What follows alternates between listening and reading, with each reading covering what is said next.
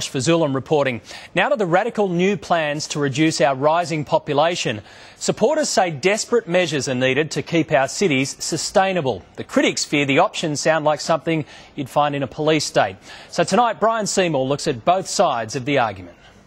It's no good bringing kids into the world who are going to live to the end of this century if there's not enough food around. That would be terrible. Do you think it's right for the government to tell you how many children you should have?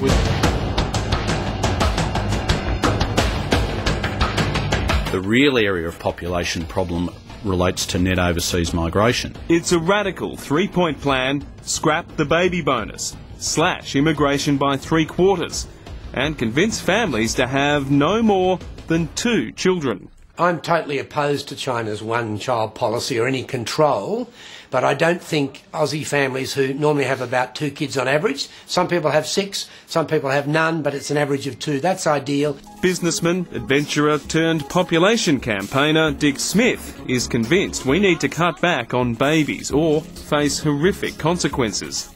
I have 2 kids, but in my time when we had kids, we were encouraged to have as many as possible. When I was a kid, grow, populate or perish. Now it's a bit different. People are more concerned, and I think we have to be careful that we don't have so many people that in the end people starve.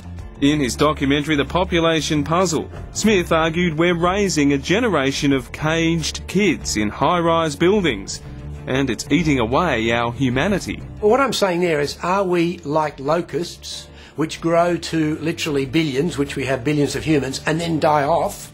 Or are we going to be like other forms of nature we have in Australia, which lives in balance? I'd rather live in balance than be like locusts.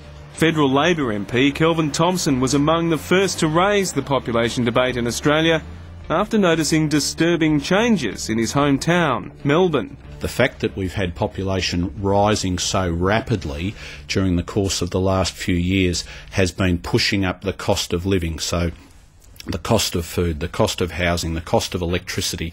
Electricity has risen by 100% in the last 10 years in Melbourne, 50% in real terms. Asking families to stop at 2 kids might not do much. Our current birth rate is just under 2 children per couple at 1.97. The concern among population experts is the higher birth rates in some immigrant communities. The Department of Immigration says our ever-expanding Muslim population will be an important factor in Australia's social, economic and political reality. Look, our cities are getting denser because they're getting bigger, and that's a story that we're seeing across the world. Jessica Brown is a research fellow at the Centre for Independent Studies. She points out current projections put our population in 2050 at 36 million.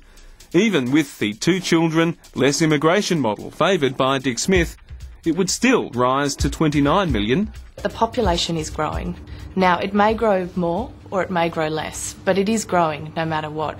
And what we really should be doing is focusing on preparing for that growth and making it work for us. We're completely addicted to infinite exponential growth, perpetual growth. If we cut net overseas migration to 70,000 a year, then we don't have an issue in terms of our birth rate. The present birth rate showing around 160,000 a year, that's manageable, that's consistent with what we've had in years gone by. What I think is outrageous is for the government to be paying money to encourage families to have more kids. That's totally false. Did you groan when you saw it?